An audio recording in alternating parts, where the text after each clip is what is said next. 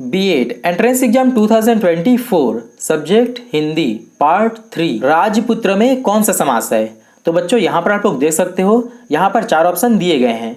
बहुब्रीहि समास, द्विगु समास, तत्पुरुष समास, कर्मधारय समास। तो यहाँ पर क्या हो जाएगा, राजपुत्र का समास विग्रह क्या होता है, राजा का पुत्र।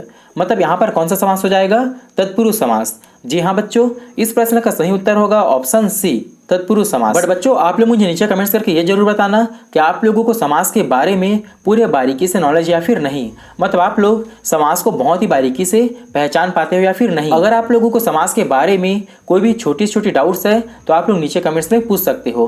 मैं आप लोगों को समास के ऊपर में एक पर्टिकुलर वीडियो बनाकर पूरे समास को डिटेल से समझा दूंगा। मतलब जो समास के 6 प्रकार होते हैं उन सभी को आप लोगों को पूरी डिटेल में समझा दूंगा। तो अगर आप लोगों को समास से लेकर कोई भी छोटी छोटी डाउट्स है तो नीचे कमेंट्स करके जरूर पूछना। तो चलिए बच्चों आगे बढ़ते हैं अगले प्रश्न की ओर। तो यहाँ पर हमसे अगला प्रश्न पूछा जा रहा है, सच्चिदानंद शब्द का संधि विच्छेद है। तो यहाँ पर देख सकते हो ए बी सी डी। तो इसका राइट आंसर क्या हो जाएगा, ऑप्शन ए, सत प्लस चित प्लस आनंद इज इक्वल टू सच्चिदानंद। ठीक है बच्चों, इसका राइट आंसर हो जाएगा ऑप्शन ए। ठीक है, चलो आगे बढ़ते हैं अगले प्रश्न की ओर। तो यहाँ पर हमसे अगला प्रश्न पूछा जा रहा है, जुगुप्सा किस रस का स्थायी भाव है। तो यहाँ पर देख सकते हो फिर से 4 ऑप्शन दिए गए हैं, अद्भुत रस, भयानक रस, विभत्स रस, रौद्र रस। तो देखो बच्चों यहाँ पर हम थोड़ा समझने की कोशिश करेंगे। अद्भुत रस का स्थायी भाव क्या होता है, विस्मय। और भयानक का क्या होता है, भय। और विभत्स का क्या होता है, जुगुप्सा। और रौद्र का होता है क्रोध। तो यहाँ पर हमारा राइट आंसर क्या हो जाएगा, ऑप्शन सी, विभत्स। ठीक है बच्चों, तो यहाँ पर हमसे अगला प्रश्न पूछा जा रहा है, सूरज को दीपक दिखाना का अर्थ है। मतलब सूरज को दीपक दिखाना का अर्थ है क्या होगा, रोशनी में अंधकार करना, किसी महान व्यक्ति की तुच्छ प्रशंसा करना, प्रभाव स्थापित करना, सम्मान बढ़ाना। तो बहुत ही आसान है, फटाफट नीचे कमेंट्स करके बताओ क्या होगा इसका राइट आंसर। बिल्कुल सही, इसका राइट आंसर होगा ऑप्शन बी, किसी महान व्यक्ति की तुच्छ प्रशंसा करना। ठीक है, चलो आगे बढ़ते हैं अगले प्रश्न की ओर।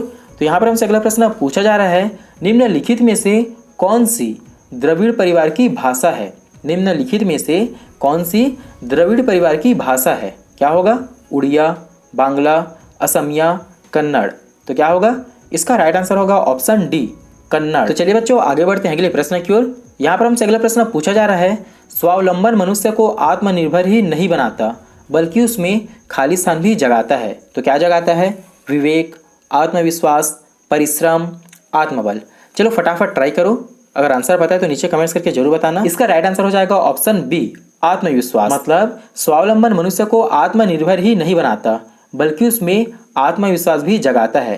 तो इसका राइट आंसर हो जाएगा ऑप्शन बी, आत्मविश्वास। ठीक है बच्चों, चलिए आगे बढ़ते हैं अगले प्रश्न की ओर। तो यहाँ पर हमसे अगला प्रश्न पूछा जा रहा है, बीड़ा उठाना से तात्पर्य है। यहाँ पर ऑप्शन ए है दृढ़ संकल्प करना, बी है भार उठाना, सी है मेहनत करना, डी है कठोर परिश्रम करना। तो इसका राइट आंसर क्या हो जाएगा, ऑप्शन ए, दृढ़ संकल्प करना। ठीक है बच्चों, चलो आगे बढ़ते हैं अगले प्रश्न की ओर। ये जो क्वेश्चन है वो थोड़ा इंटरेस्टिंग है, ध्यान से जरूर सुनना। मनोज का पीसीएम में चयन हो गया। मनोज का पीसीएम में चयन हो गया, समझो उसने गढ़ जीत लिया।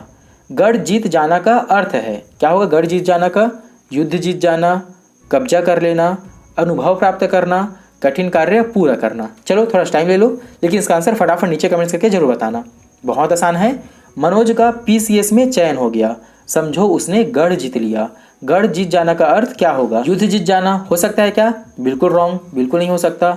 कब्जा कर लेना ये भी हो सकता है क्या, कोई चांस ही नहीं है, तो ये भी गलत हो गया। सी है अनुभव प्राप्त करना, ये हो सकता है क्या, बिल्कुल भी नहीं, तो ये भी रॉन्ग हो जाएगा। ऑप्शन डी है कठिन कार्य पूरा करना। तो जी हाँ, यही इसका राइट आंसर, कठिन कार्य पूरा करना। मतलब किसको पूछ रहा हमसे, गढ़ जीत जाना, मतलब कठिन कार्य को उसने पूरा कर लिया। तो इसका राइट आंसर हो जाएगा ऑप्शन डी, कठिन कार्य पूरा करना। चलिए बच्चों आगे बढ़ते हैं अगले प्रश्न की ओर। अब जो मैं प्रश्न पूछ रहा हूँ वो बहुत ज़्यादा आसान है, देखते हैं आप लोगों में से कितने लोगों को पता है। अंगा, इया, अड़ा, ना और माँ। ठीक है, कौन से व्यंजन है, स्पर्श व्यंजन, उत्क्षिप्त व्यंजन, अंतःस्थ व्यंजन, अनुनासिक व्यंजन। क्या हो जाएगा, इसका राइट आंसर हो जाएगा ऑप्शन डी, अनुनासिक व्यंजन। ठीक है बच्चों, चलो आगे बढ़ते हैं अगले प्रश्न की ओर। निम्नलिखित में से कौन सा शब्द तद्भव है।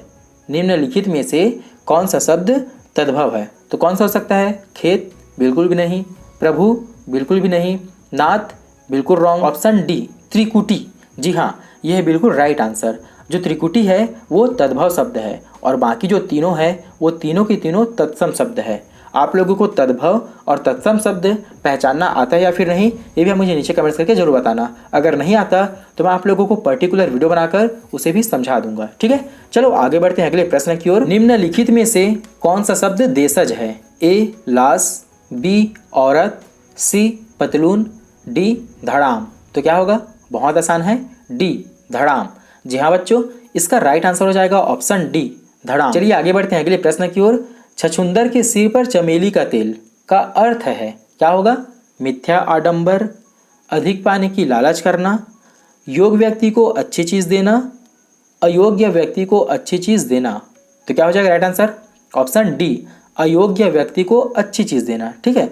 छछूंदर के सिर पर चमेली का तेल, उसे तेल का जरूरत है क्या? बिल्कुल भी नहीं।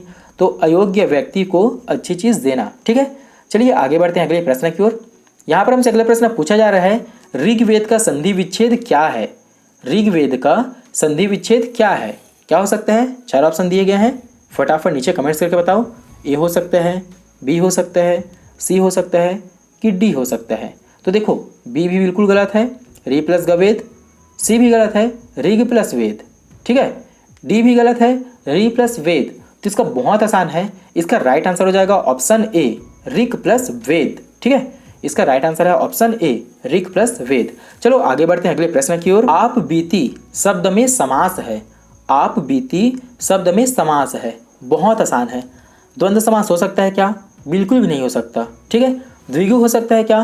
कोई चांस ही नहीं है, क्योंकि यहाँ पर कोई संख्या ही नहीं आया है।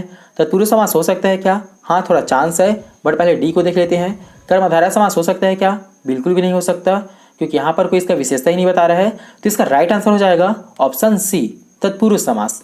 चलिए बच्चों आगे बढ़ते हैं अगले प्रश्न की ओर। तो यहाँ पर हमसे अगला प्रश्न पूछा जा रहा है, घोंसले में चिड़िया है में कौन सा कारक है? घोंसले में चिड़िया है में कौन सा कारक है? तो कौन सा होगा? संबंध कारक? बिल्कुल भी नहीं। संप्रदान कारक? बिल्कुल भी नहीं।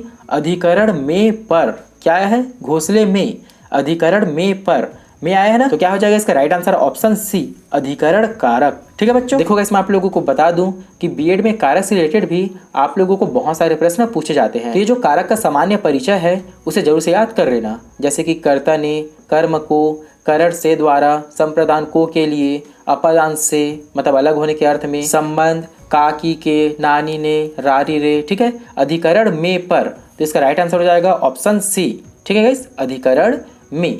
तो क्या हो जाएगा? अधिकरण कारक। तो इसका राइट आंसर है ऑप्शन सी अधिकरण कारक, ठीक है। और संबोधन में क्या होता है? हे, अरे, अजी, ये सब होता है। तो इसे जरूर से याद कर लेना, ताकि आप लोगों से बहुत ही आसानी से इस टाइप के जो क्वेश्चन है वो बन जाए। चलिए आगे बढ़ते हैं अगले प्रश्न की ओर। यहाँ पर आपसे अगला प्रश्न पूछा जा रहा है, कनुप्रिया के रचनाकार कौन है? कनुप्रिया के रचनाकार कौन है? 4 ऑप्शन दिए गए हैं, क्या हो सकते हैं? रांगे राघव, भगवती चरण वर्मा, नागार्जुन या फिर धर्मवीर भारती। क्या हो जाएगा? Option d Dharmveer Bharati. जी हाँ बच्चों, इसका राइट आंसर हो जाएगा ऑप्शन डी धर्मवीर भारती। चलिए आगे बढ़ते हैं अगले प्रश्न की ओर। प्लुत स्वर कौन सा है? प्लुत स्वर कौन सा है? कौन सा हो जाएगा? ऑप्शन ए है ओम, ओम, ओम या फिर ओम। क्या हो जाएगा? ऑप्शन ए हो जाएगा प्लुत स्वर, ऑप्शन ए ओम, ठीक है बच्चों। चलिए आगे बढ़ते हैं अगले प्रश्न की ओर। यहाँ पर हमसे अगला प्रश्न पूछा जा रहा है, प्रकाशन वर्ष की दृष्टि से डॉक्टर हरिवंश राय बच्चन की रचनाओं का सही अनुक्रम क्या है? प्रकाशन वर्ष की दृष्टि से डॉक्टर हरिवंश राय बच्चन की रचनाओं का सही अनुक्रम क्या है? तो यहाँ पर आप लोग देख सकते हो, मधुशाला, मधुबाला, मधुकलश, निशा निमंत्रण, ठीक है। तो क्या हो जाएगा? इसका राइट आंसर हो जाएगा ऑप्शन ए मधुशाला, मधुबाला, मधुकलश, निशा निमंत्रण, ठीक है गाइस। इसका राइट आंसर हो जाएगा ऑप्शन ए। चलिए आगे बढ़ते हैं अगले प्रश्न की ओर। तुलसीदास के रचनाकार हैं केशव दास, सूर्यकांत त्रिपाठी निराला, डॉक्टर रामविलास शर्मा, महादेवी वर्मा। इसका राइट आंसर क्या हो जाएगा? ऑप्शन बी सूर्यकांत त्रिपाठी निराला, ठीक है। चलो आगे बढ़ते हैं अगले प्रश्न की ओर। यहाँ पर पूछा जा रहा है, अन्य से अनन्या आत्मकथा किसकी है? अन्य से अनन्या आत्मकथा किसकी है? तो किसकी है बच्चों? इसका राइट आंसर हो जाएगा ऑप्शन ए प्रभा खेतान की ही है, ठीक है। अन्य से अनन्या आत्मकथा किसकी है? प्रभा खेतान की, ठीक है। चलिए आगे बढ़ते हैं अगले प्रश्न की ओर। प्रभु जी तुम चंदन हम पानी किसका वाक्य है? प्रभु जी तुम चंदन हम पानी किसका वाक्य है? दादू, नानक, रैदास, कबीर। तो किसका है? ऑप्शन सी, रैदास का। जी हाँ बच्चों, इसका राइट आंसर है ऑप्शन सी, रैदास। चलिए आगे बढ़ते हैं अगले प्रश्न की ओर। उच्चारण स्थान की दृष्टि से कौन सा विकल्प शुद्ध है? उच्चारण स्थान की दृष्टि से कौन सा विकल्प शुद्ध है? स दंत्य, च कंठय, स तालव्य, स मूर्धन्य। क्या हो सकता है? बिल्कुल राइट आंसर है ऑप्शन ए। यहाँ पर हमसे अगला प्रश्न पूछा जा रहा है, राम आम खाता है में वाच्य का कौन सा रूप है? राम आम खाता है में वाच्य का कौन सा रूप है? भाववाच्य, उभयवाच्य, कर्तृवाच्य। जी हाँ, इसका राइट आंसर हो जाएगा ऑप्शन सी, कर्तृवाच्य। ठीक है बच्चों, चलिए आगे बढ़ते हैं अगले प्रश्न की ओर। रहीमन पानी राखिए बिन पानी सब सुन, पानी गए न उबरे मोती मानस चुन। इस दोहे में कौन सा अलंकार है? बहुत आसान है। रूपक बिल्कुल भी नहीं, उत्प्रेक्षा बिल्कुल भी नहीं, ऑप्शन सी, श्रेष। जी हाँ बच्चों, इसका राइट आंसर हो जाएगा ऑप्शन सी, श्रेष अलंकार। चलिए आगे बढ़ते हैं अगले प्रश्न की ओर। गाइस जो प्रश्न है वो बहुत ज़्यादा आसान है, तो इस प्रश्न का कम से कम नीचे कमेंट्स में आंसर जरूर बता देना। तो देखो यहाँ पर पूछा जा रहा है, निम्नलिखित में से कौन सा शब्द शुद्ध है? चांद, आँख, अंक, अंगना। कौन सा है? एक बार आप लोग ट्राई करो। चलो आप लोगों को 5 सेकंड का टाइम देता हूँ, ठीक है? ट्राई करो फटाफट।